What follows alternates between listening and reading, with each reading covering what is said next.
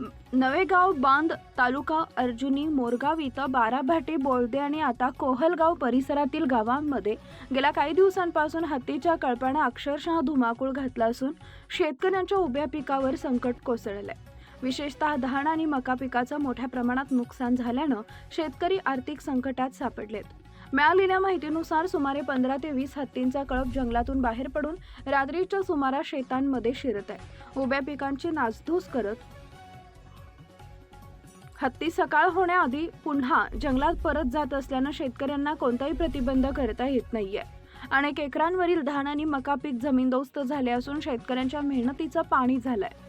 हत्तींच्या वाढत्या वावरामुळे गावकऱ्यांमध्ये भीतीचा सावट पसरला असून रात्रीच्या वेळी बाहेर पडणंही जीवघेणं ठरतंय।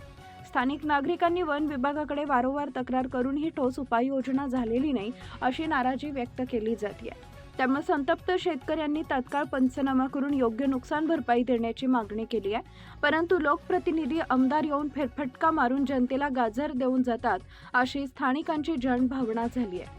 दरम्यान हत्तीचा कळप लवकरात लवकर जंगलात परत पाठवण्यासाठी आणि अशा घटनांना आळा घालण्यासाठी वन विभागानं ठोस पावलं उचलावीत अशी जोरदार मागणी आता परिसरातून होतीये। एकीकडे निसर्गाचं रौद्ररूप तर दुसरीकडे शेतकऱ्यांचा संघर्ष। नवेगाव बांध परिसरातील परिस्थिती गंभीर बनत चालली आहे। प्रतिनिधी कोमेश्वर डोंगरगाव, न्यूज 7 मराठी, गोंदिया। लाईक करा, शेअर करा, सबस्क्राईब करा आणि बेल आयकॉन प्रेस करा।